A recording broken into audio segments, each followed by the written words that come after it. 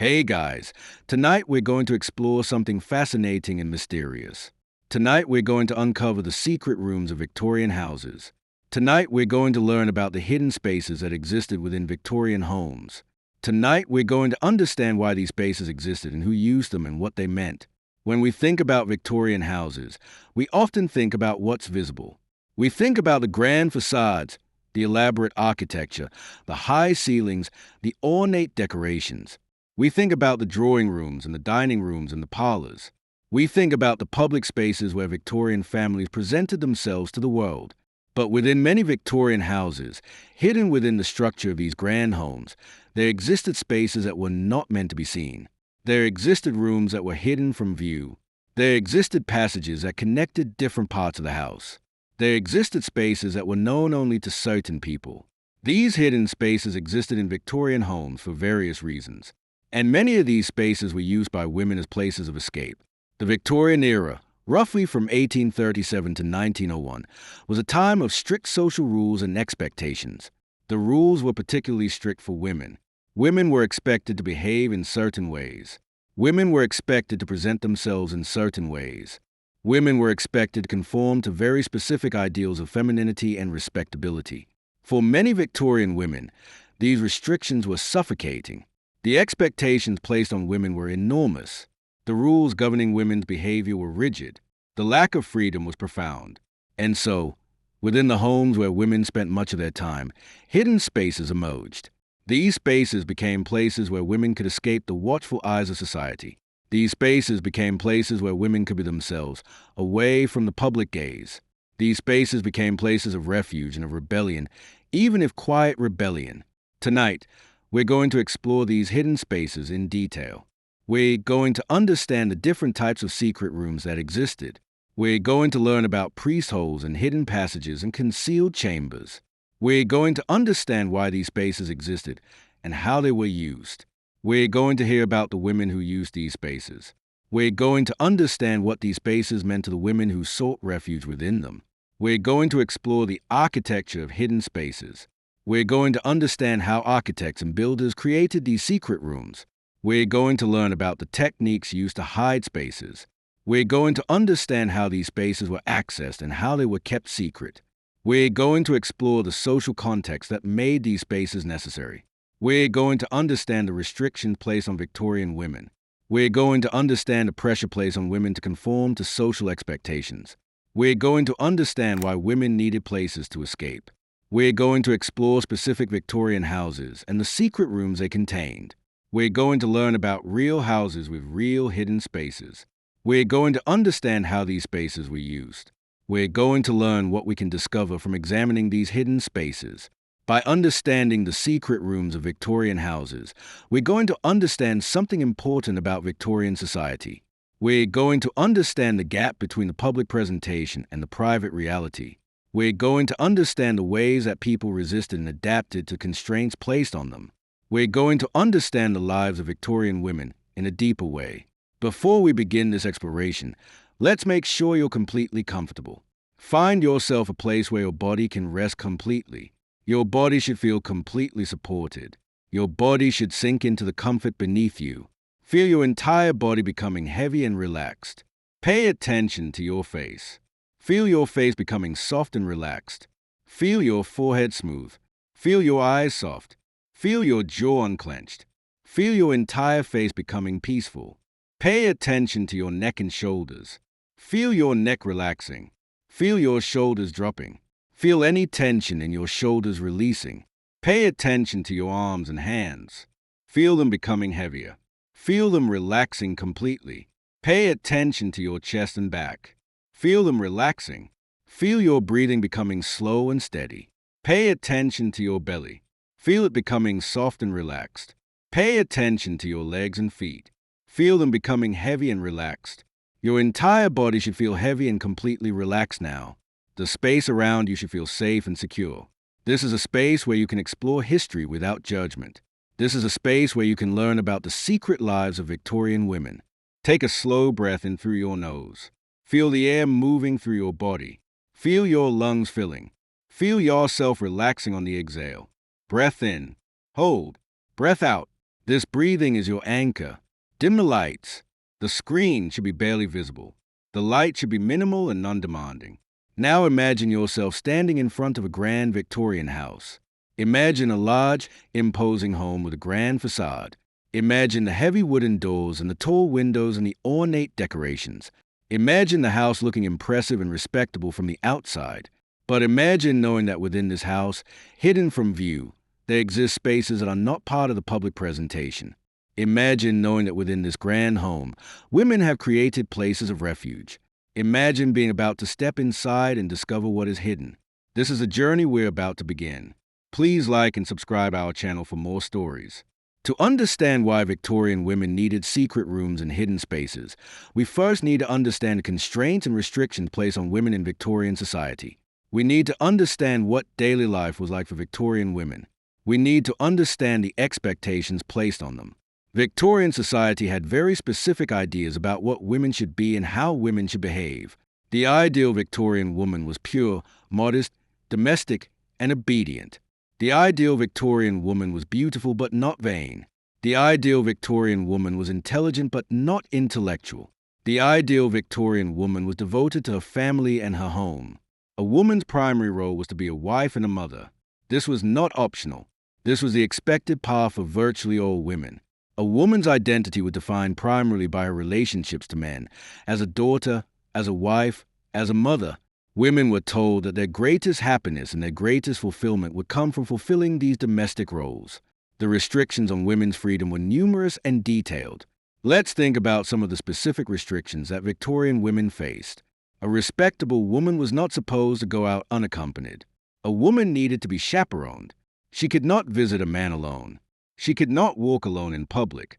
She could not go to certain public places unescorted. The chaperone system was a way of controlling women's movements and their interactions with men. A respectable woman was not supposed to have intimate conversations with men unless she was married to them, or unless she was engaged to them. Her conversations with men had to be carefully monitored. Her interactions with men had to be chaperoned. The topic of conversation had to be appropriate. She was not supposed to discuss anything that could be considered improper. A respectable woman was not supposed to spend time alone.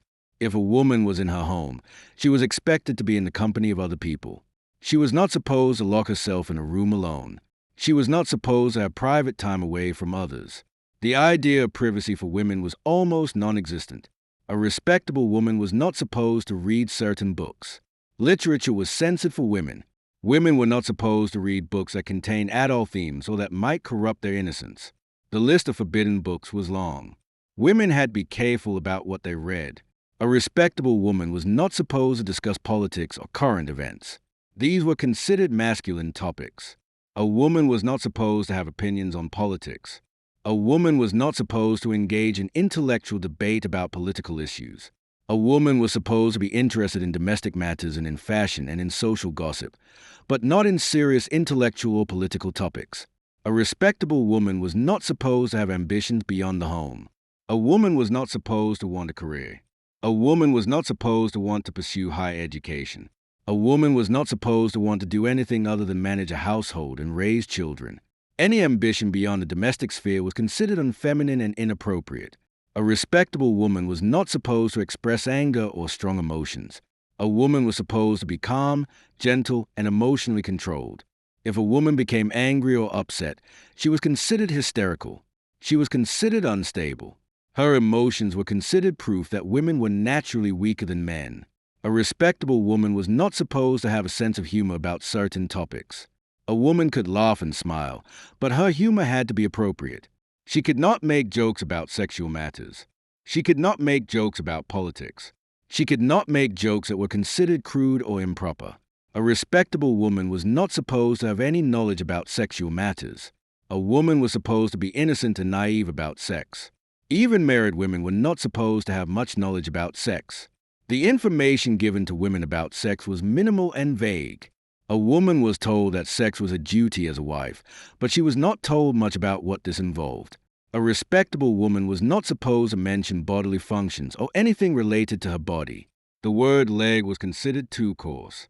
Women were supposed to refer to limbs. Women were not supposed to discuss menstruation. Women were not supposed to acknowledge that they had bodies that functioned naturally. A respectable woman was supposed to be modest in her dress. Her body should be covered. Her clothing should be restrictive. Her movement should be limited by her clothing. Her posture should be upright and dignified. Every aspect of a physical presentation should communicate modesty and respectability. A respectable woman was supposed to be skilled at social graces. She was supposed to know the correct way to dress for every occasion. She was supposed to know which fork to use at dinner. She was supposed to know how to address people of different social classes. She was supposed to know the proper way to introduce people.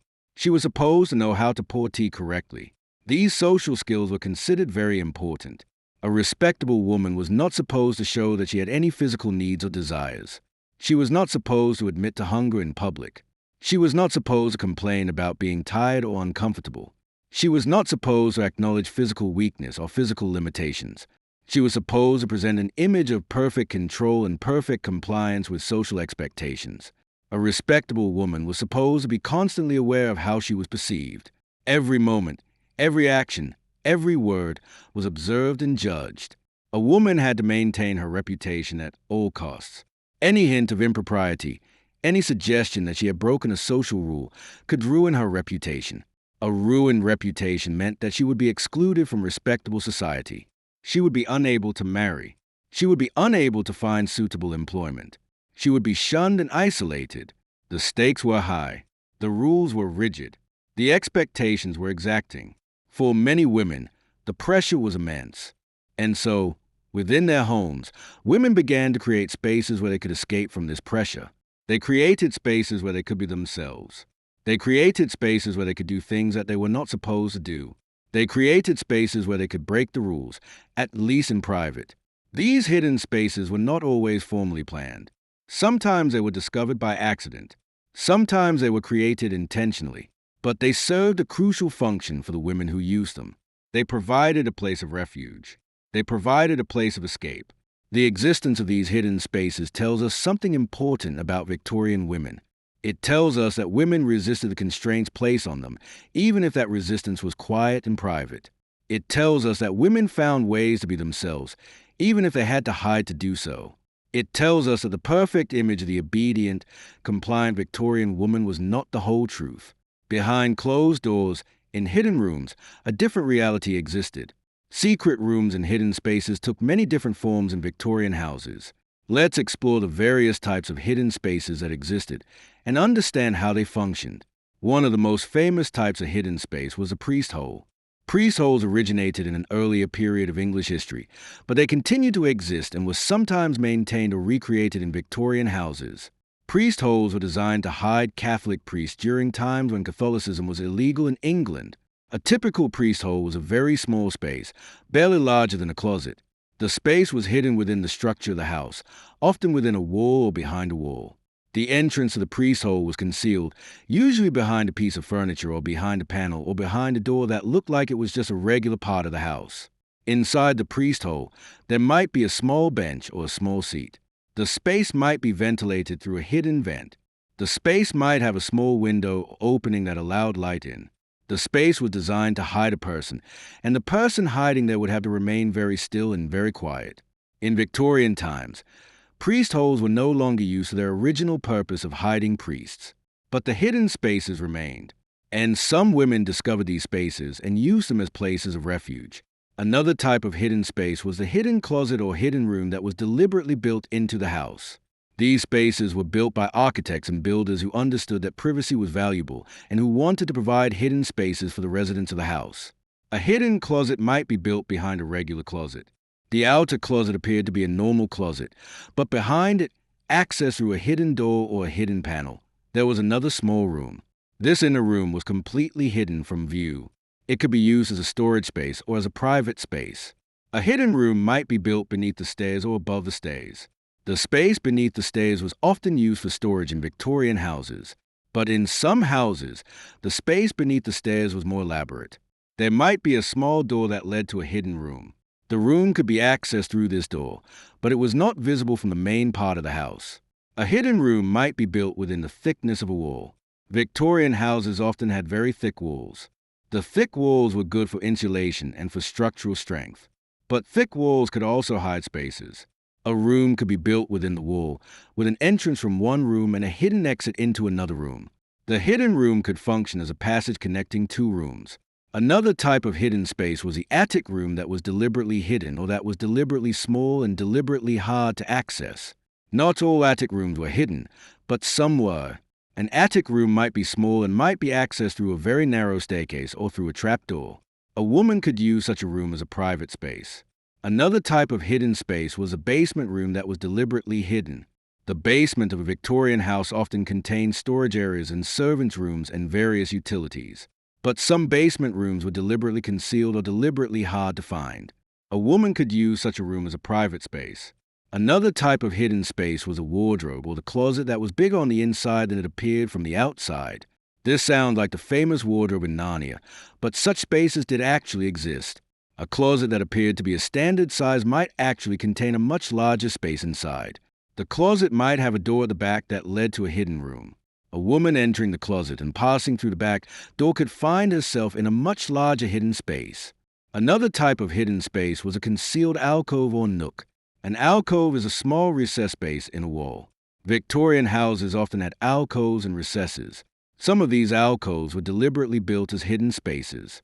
An alcove might be hidden behind a hanging tapestry or behind a curtain.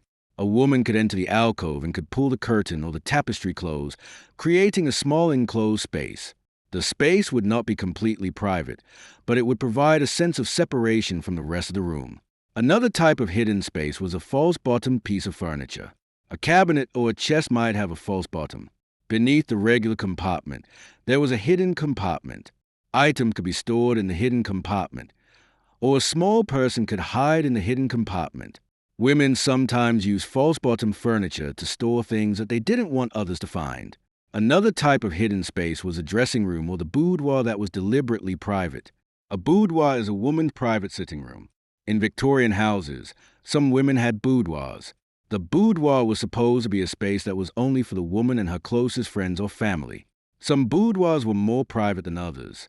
Some women created boudoirs that were so private that husbands and fathers were discouraged from entering. Another type of hidden space was a library or study that was exclusively for one person. Some women had access to a study or a library where they could read and think and be alone.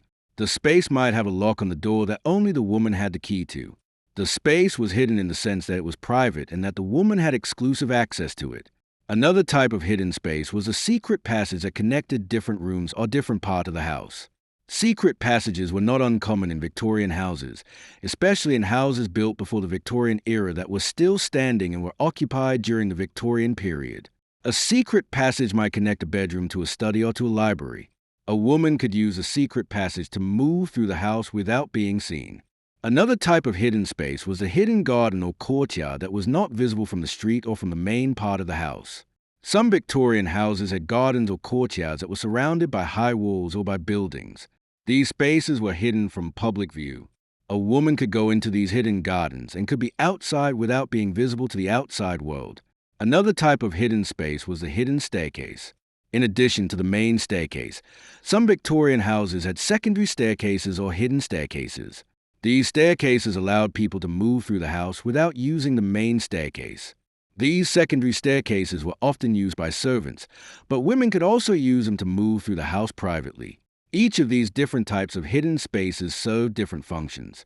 Some spaces were for complete privacy. Some spaces were for partial privacy. Some spaces were for storage. Some spaces were for passing through the house unobserved. Some spaces were simply for having a place of one's own, away from the public gaze and away from the watchful eyes of family members. The existence of so many different types of hidden spaces shows that Victorian architects and builders understood that people wanted privacy. It shows that there was a market for hidden spaces. It shows that creating hidden spaces was a deliberate practice, not just an accident of architecture. Creating secret rooms and hidden spaces required knowledge of architecture and building techniques. Let's explore how Victorian architects and builders created hidden spaces and how they kept these spaces secret. The most basic technique for creating a hidden space was to use a concealed entrance. The entrance to a hidden space had to be hidden in such a way that someone who didn't know it was there would not find it. Various techniques were used to achieve this. One technique was to use a hidden door. A hidden door looked like a regular wall or a regular piece of paneling. The door was indistinguishable from the wall around it. The seams of the door were carefully hidden. The door was the same color as the wall. The door had no visible handle or lock. To open the door, you had to know where it was and how to open it. You might have to press on a specific part of the wall. You might have to lift a specific piece of paneling. You might have to turn a specific object. The mechanism for opening the door was hidden and had to be learned. Another technique was to use a piece of furniture as a hidden door. A bookcase could be built in front of a hidden space. The bookcase looked like a regular bookcase, but it was actually a door. The bookcase could be swung open or could be pulled back to reveal a space behind it. This technique required a bookcase to be specially constructed and carefully balanced so that it could move smoothly. Another technique was to use a panel that could be removed. A wall panel might be constructed in such a way that it could be removed without leaving obvious evidence of removal. The panel might be held in place with hidden fasteners. When the fasteners were released, the panel could be carefully removed, revealing a space behind it. Another technique was to use a trapdoor. A trapdoor is a door in the floor or in the ceiling. A trapdoor in the floor of a room might lead to a hidden space below. A trapdoor in the ceiling might lead to a hidden space above. The trapdoor would be hidden and would be disguised as a regular part of the floor or ceiling. Another technique was to use a curtain or a hanging tapestry to hide an entrance. An alcove or a passage might be hidden behind a hanging. The hanging would look decorative and would blend into the rest of the room. But if you moved the hanging, you would find the entrance to the hidden space. Another technique was to use the thickness of a wall to create a space. Victorian walls were very thick. The thick walls were good for insulation and for soundproofing.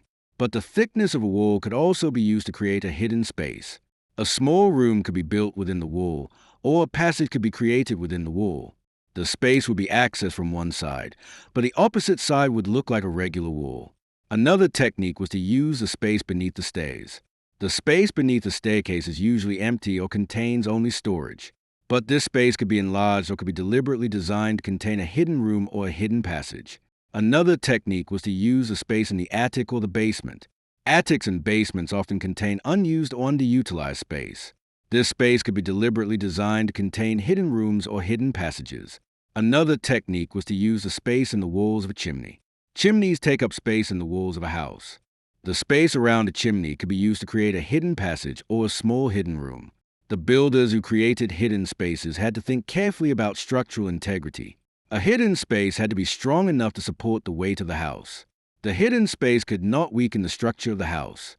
Builders had to use proper support beams and proper structural elements. They had to think carefully about how the hidden space connected to the rest of the house. The builders also had to think about ventilation. If a hidden space was completely sealed, it would quickly become stuffy and uncomfortable. Some ventilation was necessary, but the ventilation had to be hidden.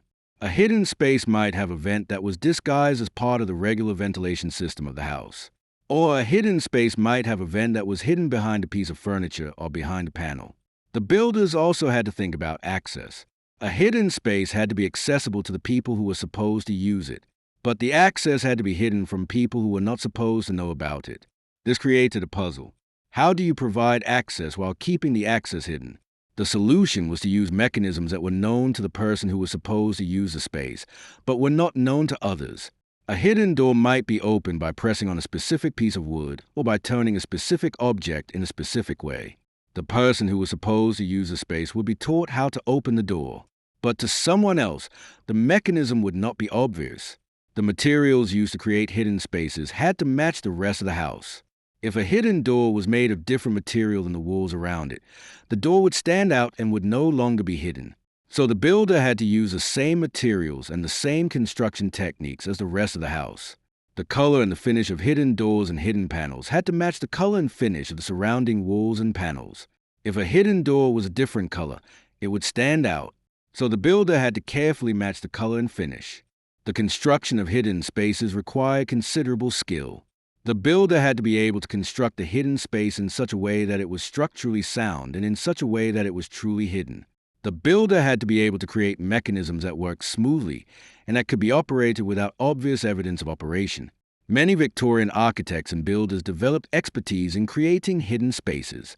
Some became known for their ability to create clever hidden spaces. Some builders developed their own techniques and innovations. The construction of a hidden space also required trust. The builder had to keep the secret of the hidden space. If the builder revealed the secret to others, the hidden space would no longer be truly hidden. So builders who created hidden spaces had to be trusted and had to agree to keep the secret. The existence of hidden spaces in Victorian houses shows the ingenuity and skill of Victorian builders. It shows that they understood how to create hidden spaces and how to do so in ways that were structurally sound and that remained hidden for long periods of time. Many hidden spaces in Victorian houses remain unknown or were forgotten for decades or even longer until they were rediscovered by accident. The boudoir was a specifically female space. The boudoir was a woman's private sitting room, a space that belonged to her and that was meant to be her refuge. Let's explore what boudoirs were and what they meant to Victorian women. The word boudoir comes from the French word bouder, which means to pout or to sulk. A boudoir was traditionally a woman's private room where she could retire, away from public view and away from the demands of being a wife and a mother and a member of society. Not all Victorian women had a boudoir. Boudoirs were primarily for wealthy women or for women whose husbands were wealthy. A boudoir required space and required resources. A woman had to have a room in her house that was designated as a private space. She had to have the money to furnish it nicely. She had to have the authority to claim a room as exclusively hers.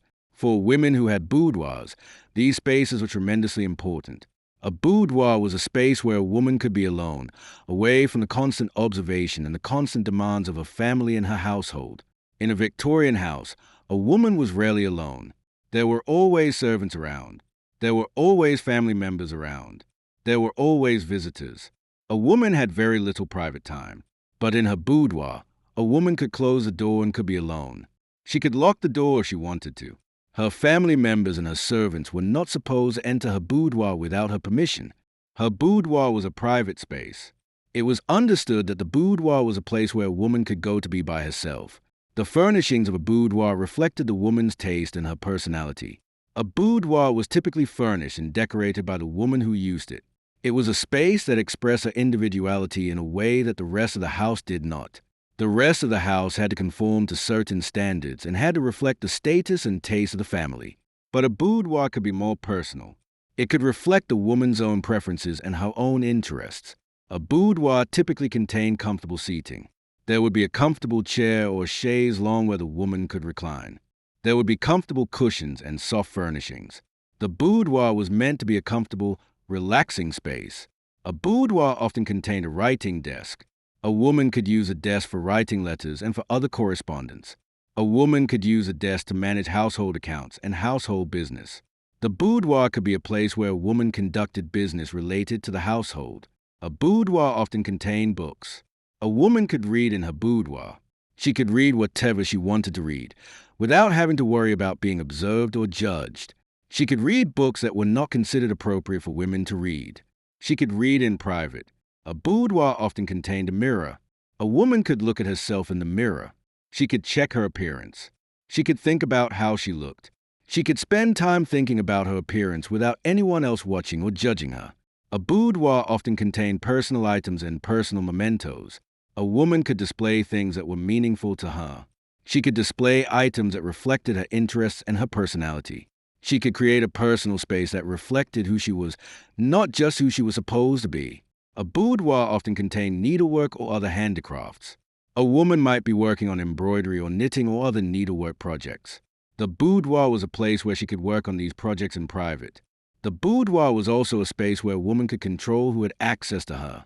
A woman could invite friends to her boudoir, but she could also exclude people. She could forbid her husband from entering. She could forbid her children from entering. She could forbid the servants from entering without permission. The boudoir gave a woman a degree of control over her own space that she did not have in other parts of the house. Some women used their boudoirs as spaces for thinking and for intellectual work. Some women read serious literature or philosophy in their boudoirs. Some women wrote in their boudoirs. Some women thought about ideas and issues that they were not supposed to think about. The boudoir was a place where a woman could use her mind without being observed. Some women used their boudoirs as spaces for emotional refuge. If a woman was upset or unhappy, she could go to her boudoir and could close the door. She could cry or express emotions that she was not supposed to express in public. She could have a moment of genuine emotion without having to maintain the facade of being calm and composed. Some women use their boudoirs as spaces for rest and recovery. The life of a Victorian woman could be exhausting.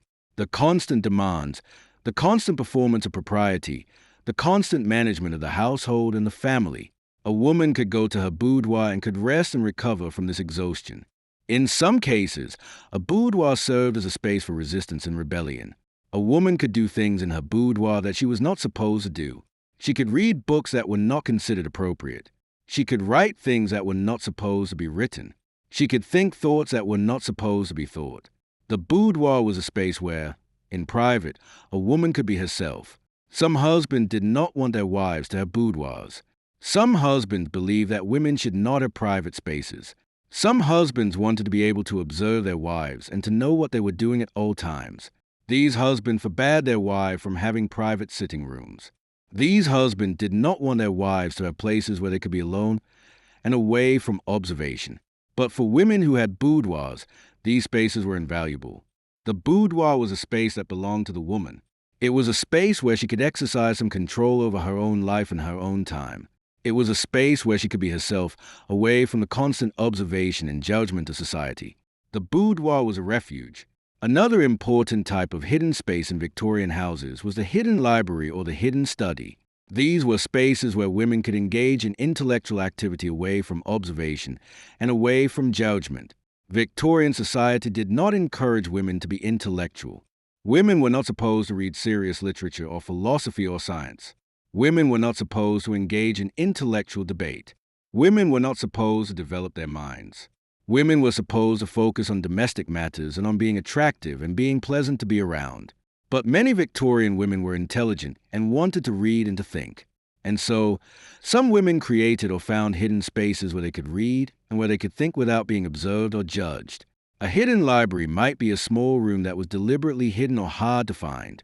The room might be disguised as a storage room or might be accessed through a hidden entrance. Once inside, the room contained books and comfortable places to sit and read. Some hidden libraries were created in attics or in basements or in other spaces that were not part of the public areas of the house. A woman could go to the hidden library, close the door, and spend hours reading without being disturbed or observed. Some hidden libraries were created in small rooms off of larger rooms. A closet might connect to a larger space that was hidden behind the closet. This hidden space could be furnished as a library. A woman could enter the closet and then pass through the back of the closet to enter the hidden library. Some hidden libraries were created in the space above closets or below windows or in other small spaces that could be converted into reading rooms. The books in these hidden libraries were often books that the woman was not supposed to read.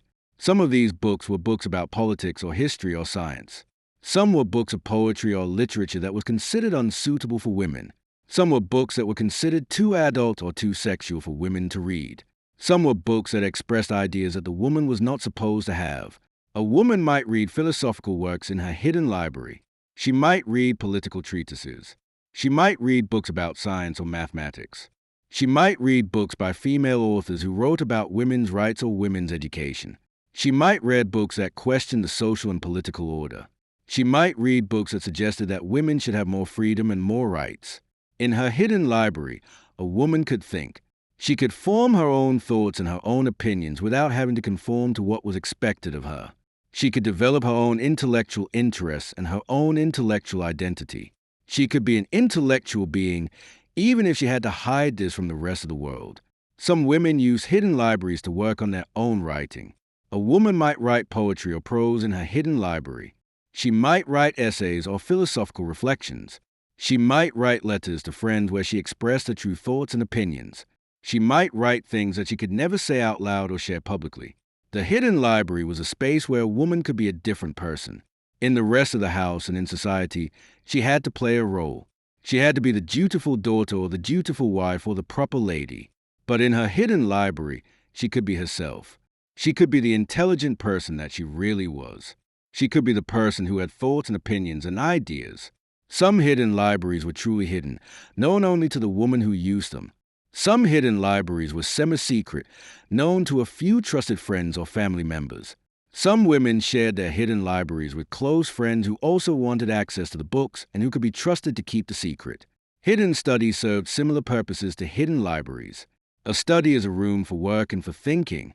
A hidden study might be a place where a woman conducted business related to the household. It might be a place where she did needlework or crafts. It might be a place where she wrote letters. It might be a place where she thought and reflected on her life and her situation. Some hidden studies were used by women who were doing work that would have been considered inappropriate or unfeminine for women to do. Some women engaged in business or in financial management. Some women wrote or engaged in other creative or intellectual pursuits. These activities were not supposed to be done by women, but some women did them anyway, in hidden spaces.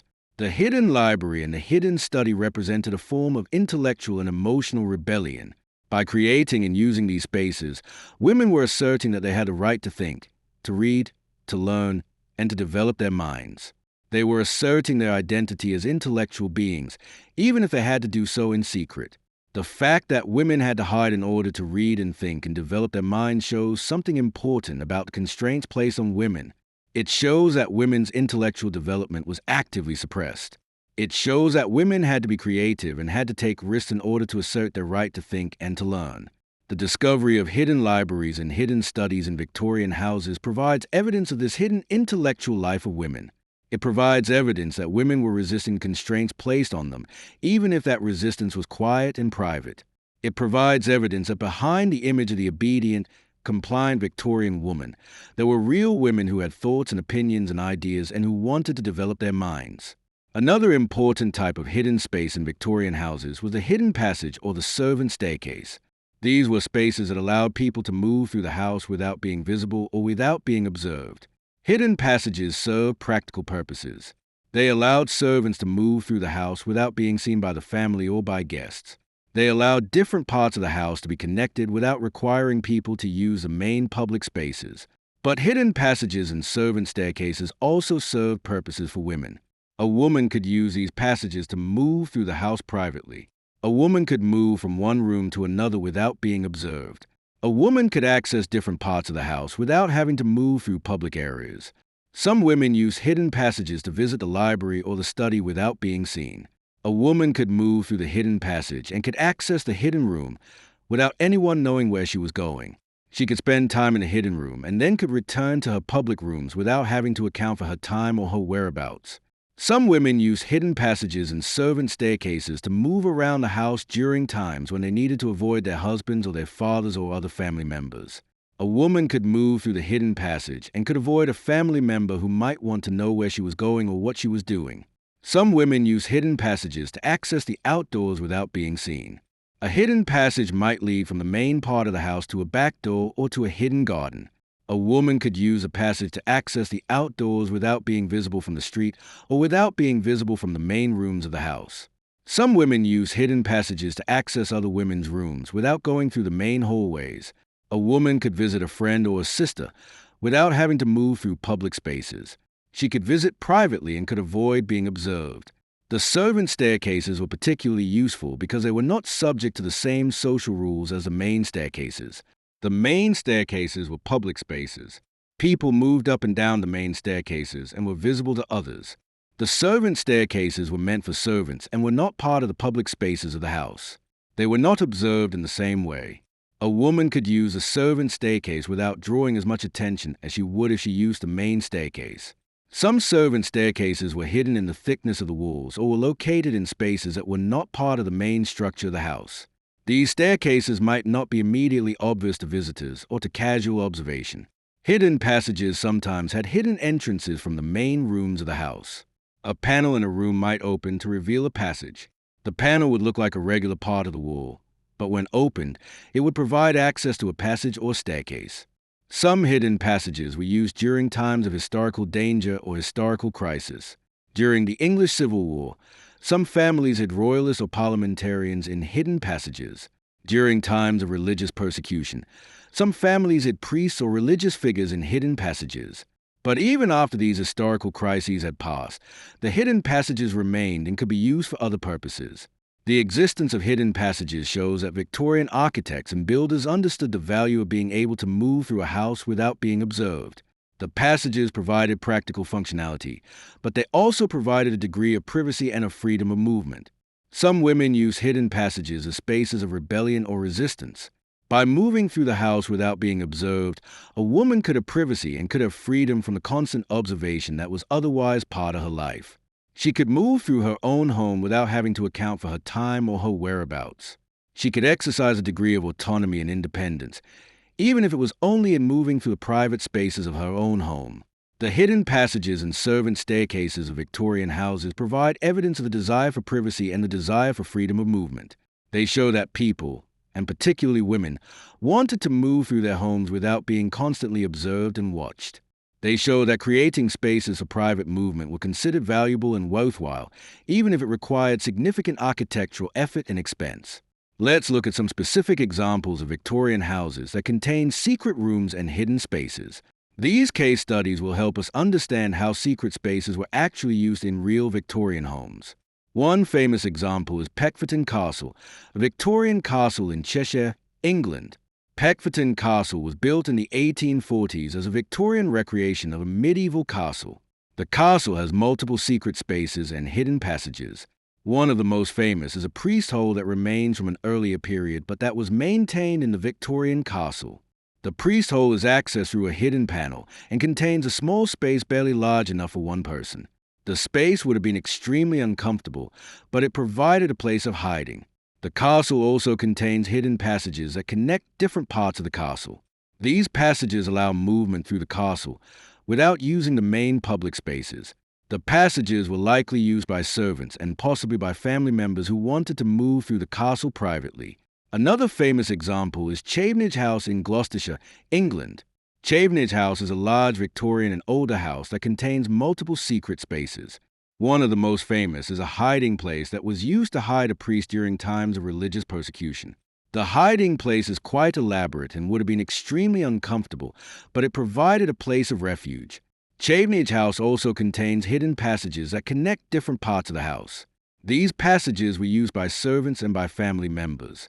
Some of the passages are quite elaborate and were clearly intentionally designed as part of the house's architecture. Another example is Knowle House in Kent, England.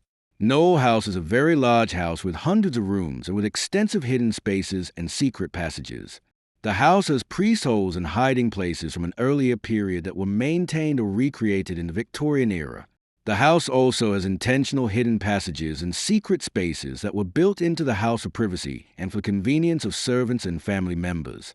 Knowle House is so large and so complex that even residents of the house might not have been completely familiar with all of its spaces.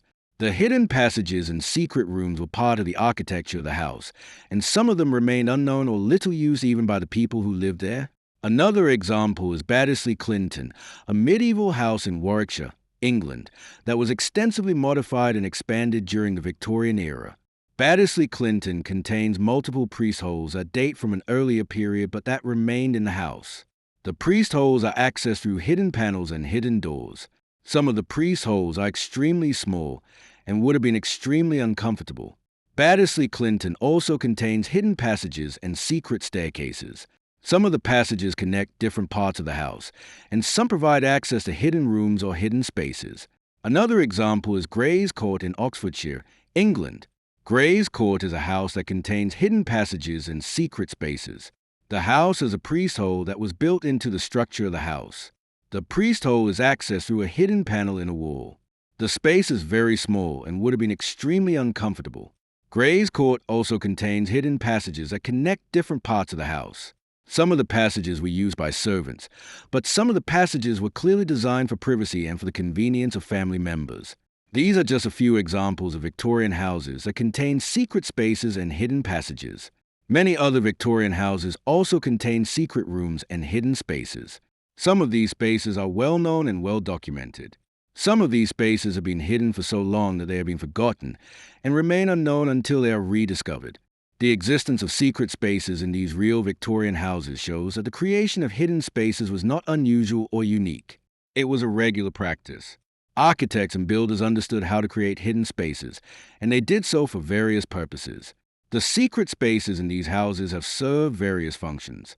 Some have served as hiding places during times of danger or persecution. Some have served as storage spaces. Some have served as private spaces for family members who wanted privacy. Some have served as spaces for servants to move through the house unseen. Many of these secret spaces remain in the houses today. Some of these spaces are open to the public, and visitors to the houses can see the secret spaces and can learn about their history and their purposes. Some of these spaces are still private and are not open to the public. The study of these real Victorian houses and their secret spaces helps us understand the lives of Victorian women and men. It helps us understand the architecture of the era. It helps us understand the values and priorities of Victorian society. It helps us understand that behind the public presentation of Victorian houses, there existed complex and elaborate hidden spaces that served many different purposes. Let's think about specific ways that women used hidden spaces in Victorian houses. While we don't always have detailed historical documentation of how specific women used specific hidden spaces, we can understand the general motivations and purposes. One common use of hidden spaces was for reading. Many Victorian women used hidden spaces to read books that they were not supposed to read. A woman might have a collection of books that she kept hidden in a secret room or in a false bottom drawer. She might read these books in secret, away from the observation of her family. A woman might read books about women's rights. There were books written by early feminists that argued that women should have more education and more freedom. A woman might read these books and might be inspired by them. She might think about her own life and her own situation in light of what these books said, but she might not be able to discuss these ideas with anyone. She might have to keep her thoughts and her interests secret. A woman might read books of poetry or literature that was considered unsuitable for women to read. A woman might read novels that contain adult themes or romantic themes that were considered inappropriate for women. A woman might read books that express ideas that were considered radical or dangerous. In her hidden space, she could read whatever she wanted to read without having to worry about being judged or criticized. Another common use of hidden spaces was for writing. Some women wrote in hidden spaces. A woman might keep a diary or a journal in a hidden space. She might write things in her diary that she could never say out loud. She might write about her true feelings and her true thoughts. She might write about her frustrations and her disappointments. She might write about her hopes and her dreams. Some women wrote more formal writings in hidden spaces. A woman might write essays or philosophical reflections. A woman might write stories or poetry. A woman might write critiques of society or of the social system. These writings might be things that she could never publish or share publicly because they would be considered inappropriate or dangerous for a woman to write. But she could write them in her hidden space, and she could express herself fully. Another common use of hidden spaces was for thinking and for reflection. A woman might go to her hidden space when she needed to think about something important or when she needed to reflect on her life. She might be struggling with a problem or a difficulty, and she might go to her hidden space to think about it in private. She might be uncertain about something, and she might go to her hidden space to work through her uncertainty. A woman might go to her hidden space when she was upset or unhappy. She might be dealing with a difficult family situation or a difficult personal situation. She might go to her hidden space and might allow herself to feel her emotions without having to maintain the facade of being calm and composed. She might cry or might express her unhappiness or her frustration. She might allow herself to be angry or resentful. She might allow herself to feel whatever she was really feeling. Another common use of hidden spaces was for rest and recovery. The life of a Victorian woman could be exhausting. The constant demands, the constant performance of propriety, the constant management of the household. A woman might go to her hidden space when she needed to rest. She might lie on a comfortable chair or a chaise longue and might rest and recover from her exhaustion. She might allow herself to be quiet and to be still, away from the constant demands. Another use of hidden spaces was for meeting with other people. A woman might meet with a female friend in a hidden space. The two women could talk to each other privately without being observed. They could discuss things that they couldn't discuss in public. They could talk about their true feelings and their true thoughts. They could be friends in a way that they couldn't be in public. A woman might meet with a person she was attracted to or a person she had feelings for. In Victorian society, unmarried women and men were not supposed to be alone together, but a woman and a man might arrange to meet in a hidden space. They might have a private conversation or a private moment together. This would have been considered highly inappropriate if discovered, but a hidden space made it possible. Another use of hidden spaces was for activities that were considered inappropriate or unfeminine. A woman might do needlework or crafts in a hidden space. A woman might engage in business or financial management in a hidden space. A woman might work on a project or engage in an activity that was considered unladylike or inappropriate for a woman. Another use of hidden spaces was for privacy related to the body. Victorian women were taught that their bodies were shameful and that bodily functions were not to be discussed or acknowledged. But a woman might need privacy for various reasons related to her body. She might need privacy related to menstruation. She might need privacy for other bodily needs. A hidden space could provide this privacy. The uses of hidden spaces were varied and individual. Different women use hidden spaces for different purposes. Some women use hidden spaces primarily for reading and thinking. Some women use them primarily for privacy and rest. Some women use them for meeting with other people. Some women use them for various activities and purposes. The fact that women use hidden spaces shows that the constraints placed on women were suffocating enough that women needed places to escape. The fact that women created or found hidden spaces shows that women were resourceful and creative in finding ways to assert their independence and their autonomy, even if it had to be done in secret. The use of hidden spaces was a form of quiet resistance.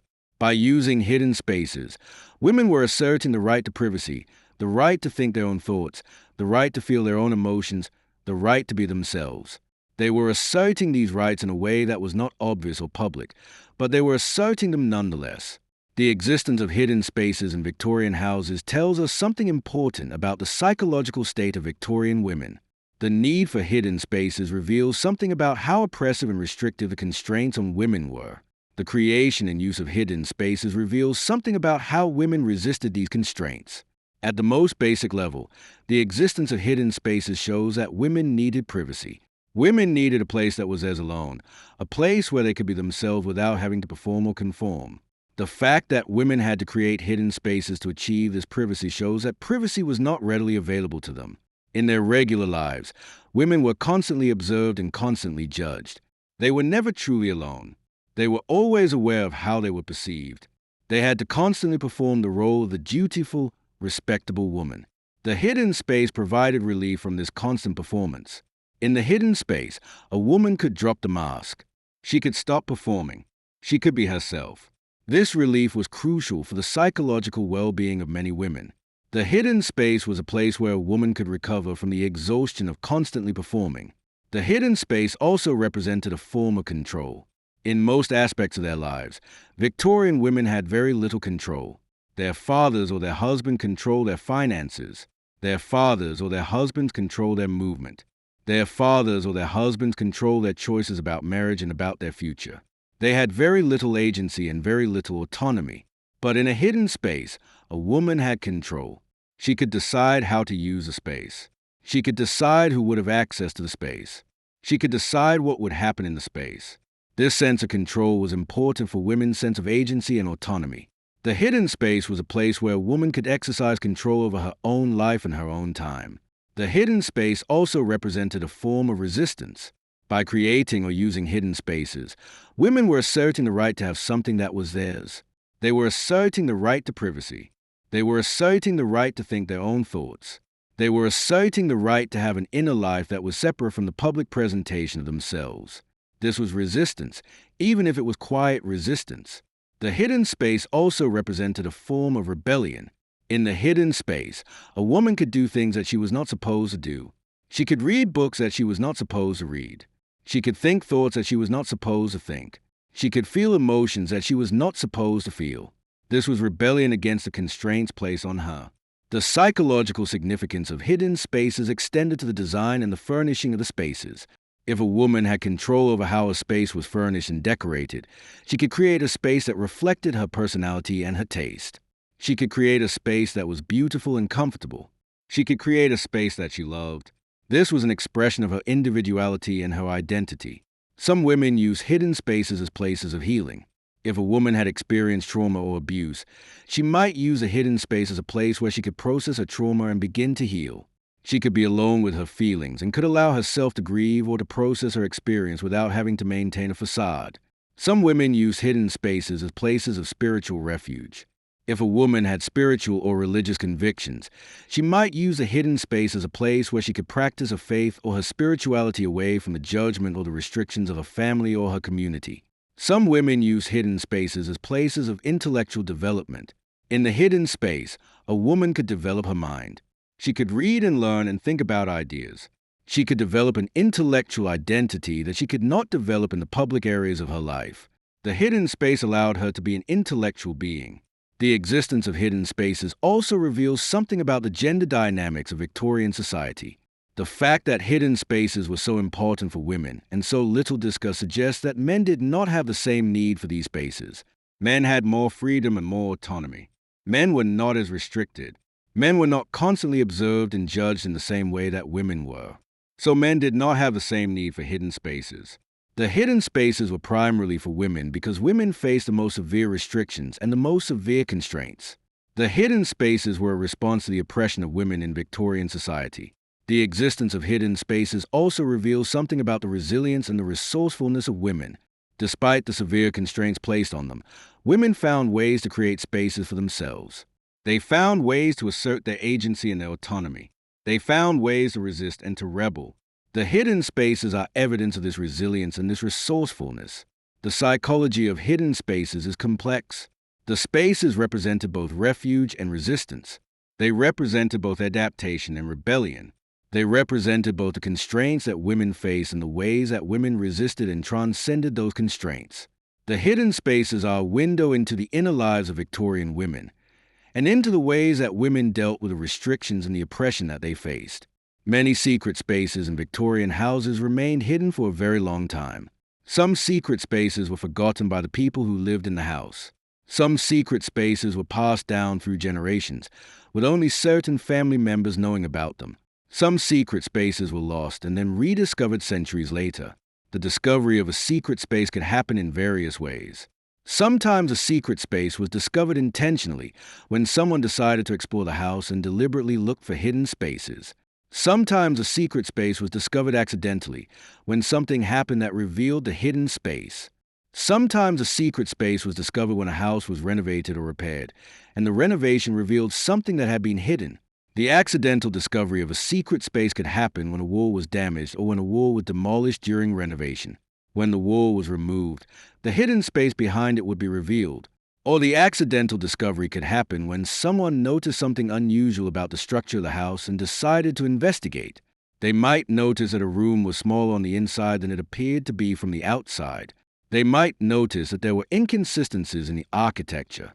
They might decide to investigate and would discover a hidden space. The discovery of a secret space sometimes revealed things about the people who had lived in the house or things about the history of the house. A hidden library might contain books that reveal the intellectual interests of the women who had lived in the house. A hidden passage might reveal information about the architecture and design of the house. A priest hole might reveal information about the religious history of the house. When a secret space was discovered, people were often surprised. The existence of hidden spaces was sometimes unexpected. People who had lived in the house for generations might not have known that the hidden space existed. The discovery could be quite remarkable and could generate excitement and curiosity. The discovery of secret spaces has become quite popular in recent times. Many Victorian houses that are now open to the public have secret spaces that visitors can see. The secret spaces have become tourist attractions.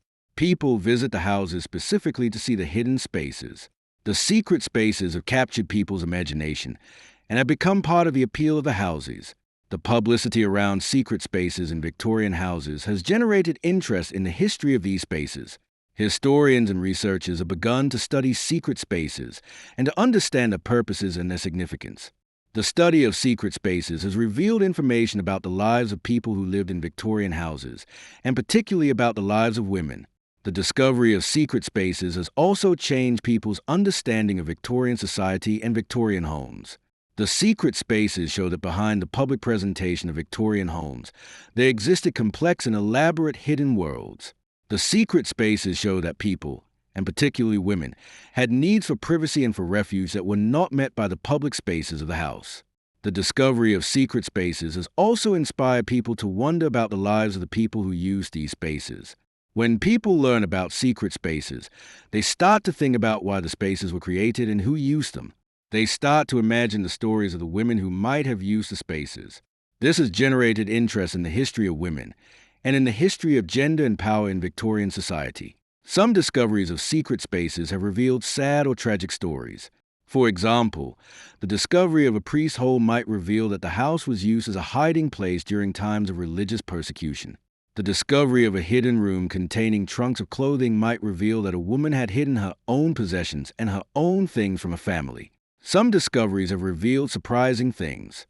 For example, the discovery of a hidden library containing banned books might reveal that someone in the house had been reading and thinking about ideas that were considered dangerous or radical. The discovery of secret passages might reveal that the house was more architecturally complex and more deliberately designed than had been realized. The rediscovery of secret spaces has sometimes led to the restoration or the recreation of the spaces. When a secret space is discovered and is found to be damaged or deteriorated, the decision might be made to restore it. The restoration would attempt to return the space to its original condition or appearance. The restoration of secret spaces has become a specialty of some restoration experts and architects. The discovery and rediscovery of secret spaces has also led to questions about the ethical implications of revealing these spaces. If a space was deliberately hidden and deliberately kept secret, is it appropriate to reveal the space and to make it public? Some people argue that revealing the space honors the people who used the space and who found refuge in the space. Some people argue that the space should remain private and secret in honor of its original purpose. These are complex questions without easy answers. But the fact that the questions are being asked shows that people care about the history and the significance of these spaces. The fact that people are interested in learning about secret spaces shows that people are interested in the hidden lives of the people who lived in Victorian houses. The discovery and rediscovery of secret spaces continues to this day. New secret spaces are still being discovered in houses that are being renovated or studied. The discovery of each new space adds to our understanding of Victorian architecture and Victorian society. The discovery of each new space helps us imagine and understand the lives of the people who lived in these houses. Access or to create secret spaces was not equally distributed among women. A woman's social class and her wealth determined whether she had access to secret spaces. Wealthy women, particularly women who were married to wealthy men, had the most access to secret spaces. Wealthy women lived in large houses with many rooms. Large houses were more likely to have secret spaces and hidden passages. Wealthy women had the resources to create secret spaces if they didn't already exist in their houses. Wealthy women could afford to furnish and maintain secret spaces. In large Victorian houses, there might be multiple hidden spaces. There might be hidden passages, hidden rooms, hidden closets, and various other hidden spaces.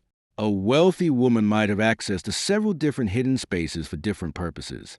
She might have a hidden library, a hidden study, a hidden boudoir. She might have access to hidden passages that allowed her to move through the house privately. The creation of secret spaces in wealthy homes was sometimes a deliberate design choice.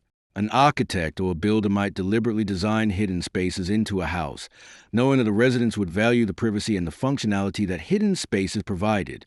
Middle-class women had less access to secret spaces than wealthy women, but more access than poor women. A middle-class woman might live in a house that had some hidden spaces or might have the resources to create or modify a space to make it more private. A middle-class woman might not have access to as many or as elaborate secret spaces as a wealthy woman, but she might still have at least one private space that she could use. A middle-class woman might create a private space by using a closet or by using a small room. A middle-class woman might use a room off of a bedroom as a private space. A middle-class woman might use a corner of the house that was less public as a refuge. Poor women and working-class women had the least access to secret spaces.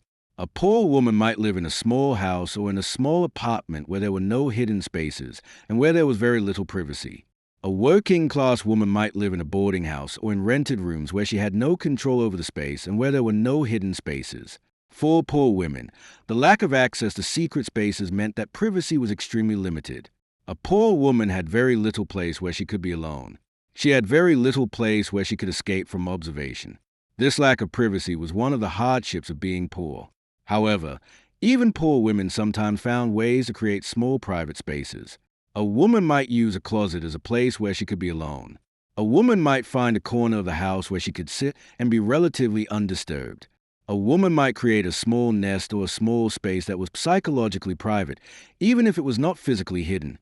The difference in access to secret spaces based on social class shows that the benefits of secret spaces were distributed unequally.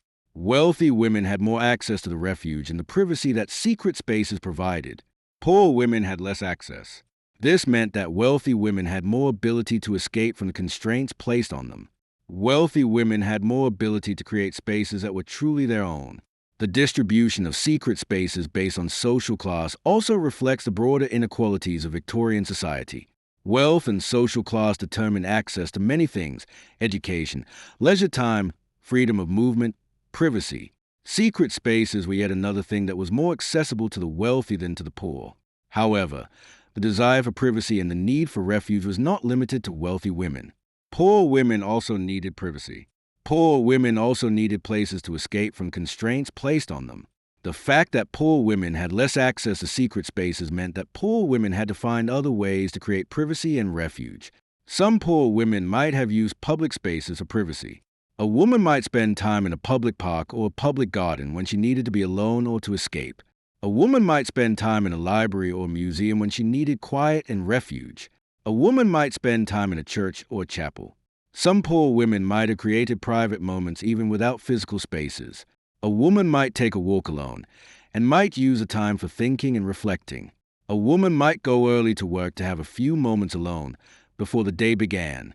The difference in access to secret spaces based on social class shows that constraints placed on women affected women of different classes differently. Wealthy women were more constrained by the rules of respectability because they had more to lose if they broke the rules. But wealthy women also had more resources to create spaces where they could break the rules in private. Poor women had fewer rules of respectability placed on them, but they also had fewer resources to create private spaces. The study of secret spaces in Victorian houses reveals something important about Victorian society. It reveals that privacy was valued and that it was a resource that was unevenly distributed. It reveals that the wealthier someone was, the more control they had over their own privacy. It reveals that the inequalities of Victorian society extended to the most private and the most personal aspects of life. While many secret spaces were used by individual women seeking solitude and private refuge, secret spaces also served as places where women could gather together with other women. Hidden spaces became places where women could have genuine friendships and could share their true selves with each other. In Victorian society, women's friendships were often restricted by the same rules that restricted all aspects of women's lives. Women could be friends, but the friendships had to be conducted in public or semi-public spaces. Women could visit each other, but the visits were formal and were observed by servants and by family members. Women could write to each other, but the letters might be read by husbands or fathers. Women had very little opportunity for private friendships. But in secret spaces, women could have private friendships. Two women could meet in a hidden room or a hidden passage. They could talk to each other without being observed or without having to worry about being overheard. They could share their true feelings and their true thoughts. They could be genuine friends. These private friendships often involved a level of intimacy and closeness that could not be achieved in public. In public, women had to be careful about how they express affection for each other. They had to be careful about how they talked about their feelings. They had to maintain propriety and respectability. But in secret spaces, women could express their affection more openly. They could hug each other. They could hold hands. They could be physically close in ways that would be considered inappropriate in public. The secret space provided a place where women could express their emotions and their affection without having to worry about judgment or about scandal. These private friendships between women were sometimes extremely important. A woman might have only one or two people in the entire world with whom she could be completely herself and with whom she could share her true thoughts and feelings. These people were often female friends rather than family members. A female friend might be the only person who truly understood the woman's situation and the woman's struggles. The private friendships in secret spaces often involved the sharing of secrets and the sharing of confidences. A woman might tell a friend about her unhappiness with her marriage. A woman might tell a friend about her intellectual interests or her political views. A woman might tell a friend about her dreams and her aspirations. These were things that she could not tell to her family or to the broader society. Some of these private friendships between women had romantic or erotic dimensions. In some cases, women had intense emotional attachments to other women. In some cases, these attachments had physical or sexual dimensions. This was rarely discussed openly, but it is understood by historians that some women had same-sex relationships, even if these relationships were not publicly acknowledged and were not given the names or the recognition that they might be given today. The secret spaces allowed women to have these relationships in private. A secret space could be a place where two women could be together without the world knowing. The secret space provided privacy and refuge for relationships that had to remain hidden. Some women use secret spaces to gather in groups. A small group of women might meet in a secret room or in a hidden passage. The women might gather for various purposes. They might gather to read and discuss books together. They might gather to discuss ideas and to talk about politics or current events. They might gather to provide each other with emotional support and friendship. These gatherings of women in secret spaces were sometimes quite elaborate. The women might bring refreshments.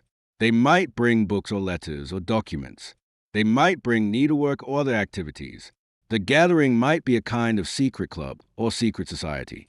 The existence of these gatherings and these friendships shows that women created communities and networked with each other, even in the face of restrictions. Women found ways to connect with each other and to support each other. Women found ways to have genuine friendships that were not mediated by men or by the requirement of propriety and respectability. The study of these women's friendships and these secret gatherings helps us understand the emotional and social lives of Victorian women. It helps us understand that women had rich inner lives and complex relationships with each other. It helps us understand that women were not passive and compliant victims of their circumstances, but rather were active agents in creating meaning and connection in their lives. The secret spaces that served as venue for these friendships and these gatherings were thus places of profound significance. They were places where women could be themselves and could support each other. They were places where women could create alternative communities and alternative social structures. They were places where women resisted the isolation and the loneliness that the broader society imposed on them. What can we learn from the secret spaces of Victorian houses? What do these hidden rooms and hidden passages tell us about Victorian society? What do they tell us about the lives of Victorian women? What do they tell us about human nature and human resilience?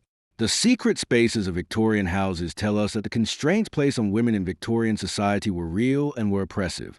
They tell us that women needed places to escape from these constraints. They tell us that the perfect image of the obedient, compliant Victorian woman was not the whole truth. Behind closed doors, in hidden rooms, a different reality existed. The secret spaces tell us something about the resilience and the resourcefulness of women.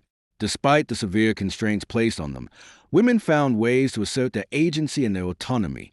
They found ways to create spaces for themselves. They found ways to think and to read and to develop their minds. They found ways to have genuine friendships and to support each other. The secret spaces are evidence of the ways that women resisted oppression and created meaning in their lives. The secret spaces tell us something about architecture and design. The builders and architects who created secret spaces understood that people value privacy and that people wanted to create hidden spaces. The deliberate design of secret spaces shows that architects and builders were responding to a real need and a real desire. The existence of secret spaces shows that creating private spaces was considered important enough to invest time, money, and effort in doing so. The secret spaces tell us something about the gap between the public presentation and the private reality. A Victorian house, from the outside, appeared to be a respectable, orderly, well-run home. The public rooms of the house presented an image of respectability and propriety. But hidden within the house, secret spaces existed. These spaces revealed that behind the public presentation, a different reality existed. The public presentation was not the whole truth. This gap between the public presentation and the private reality is something that is not unique to Victorian society. This gap exists in all societies and in all times. People present a public face that may be different from their private reality. Secret spaces are evidence of this gap and of the ways that people try to create spaces for their private reality. The secret spaces tell us something about the experience of oppression. When a group of people are heavily constrained and controlled, they often find ways to create private spaces where they can escape from that control. The creation of secret spaces is a natural human response to oppression and constraint. The existence of secret spaces is evidence that oppression exists and that people are trying to resist or to escape from that oppression. The secret spaces tell us something about the importance of privacy and of having places that are one's own. Privacy is not a luxury. Privacy is a fundamental human need. People need places where they can be themselves. People need places where they can think their own thoughts and feel their own emotions. People need places where they can assert their autonomy and their agency. The secret spaces of Victorian houses are evidence of this fundamental human need for privacy. The secret spaces tell us something about the resilience of the human spirit. Despite the constraint placed on them, Women created and used secret spaces. They used these spaces to develop themselves intellectually and emotionally. They used these spaces to support each other and to create genuine friendships. They used these spaces to resist oppression and to assert their rights. The secret spaces are evidence of the remarkable resilience and creativity of the human spirit. The study of secret spaces has also helped us develop a more complex and more nuanced understanding of Victorian society. We no longer see Victorian society simply as a period of repression and constraint. We see it as a period in which people, particularly women, found creative ways to resist and to adapt to the constraints placed on them. We see Victorian women not simply as victims, but as active agents in their own lives. The secret spaces of Victorian houses have captured people's imagination. We are fascinated by the idea of hidden rooms and secret passages. We are intrigued by the mystery of what these spaces might have been used for. We are drawn to the stories of the people who used these spaces. The secret spaces represent something that appeals to us. The idea of having a place that is truly one's own, a place where one can be oneself, a place that is separate from the public world. The legacy of the secret spaces is that they continue to remind us of something important. They remind us that throughout history, people have valued privacy and have worked to create spaces where they could have genuine freedom and genuine autonomy. They remind us that the human desire to have private spaces and private lives is a fundamental and a universal desire. They remind us that people are creative and resilient in the face of oppression and constraint. As you lie here now, comfortable and relaxed, think about the secret spaces of Victorian houses. Think about the women who used these spaces. Think about their need for privacy and their need for refuge. Think about their resilience and their creativity in finding ways to escape from constraints placed on them. But also think about the universality of this human need. Think about the fact that people in all times and all places have needed private spaces. Think about the importance of privacy in your own life. Think about the places where you feel safe and free to be yourself. The Victorian women who use secret spaces in their homes are pursuing something that we all pursue: the freedom to be ourselves, the privacy to think our own thoughts, the ability to assert our agency and our autonomy. The fact that they had to hide to achieve this shows how oppressive their circumstances were. But the fact that they found ways to achieve this shows the resilience of the human spirit. Let yourself now rest. Let the story of Victorian secret spaces fade. Let the images of hidden rooms and hidden passages fade. Let yourself sink deeper into comfort and relaxation. The Victorians are long gone. Their society has changed. Their houses remain, some with their secret spaces still hidden, some with their secret spaces revealed. But the fundamental human desires that led women to create and use secret spaces remain. The desire for privacy, the desire for freedom, the desire to be oneself. These desires are eternal. And you, here in the present, can let yourself rest. You can let yourself be comfortable. You can let yourself be yourself without having to perform or conform. You can have the privacy and the freedom that the Victorian women had to hide for. Sleep now.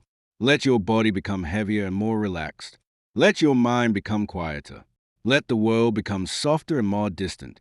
The hidden rooms are part of history now. Their secrets have been revealed. Their purposes have been understood. Now is the time to rest. Now is the time to sleep. Sleep deeply. Sleep peacefully. Sleep in comfort and in safety. Sleep in the knowledge that you live in a world where privacy is more readily available, where freedom is more accessible, where you do not have to hide to be yourself. Sleep now. Let go of the story. Let go of the images. Let yourself drift toward complete and peaceful sleep. The secret spaces of Victorian houses have told their stories. The hidden rooms have revealed their purposes. The women who use these spaces have been remembered and honored. Now you can rest. Like and subscribe our channel for more videos. Sleep.